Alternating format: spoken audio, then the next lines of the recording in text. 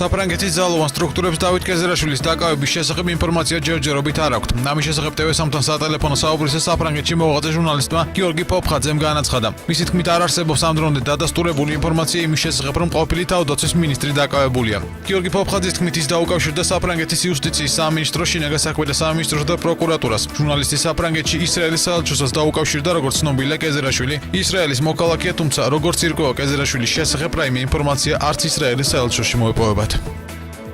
სავარაუდოდ ჩვენ და არც მე და არც საელჩომ ისიც კი არ ვიცით მართლა დაპატიმრებულია თუ არა ეს ადამიანი და რატომ მე ვიცი რომ კეზერაშვილი ინტერპოლით არ იძებნება მე ანუ ესე იგი კეზერაშვილის დაპატიმრება თუ მოხდებოდა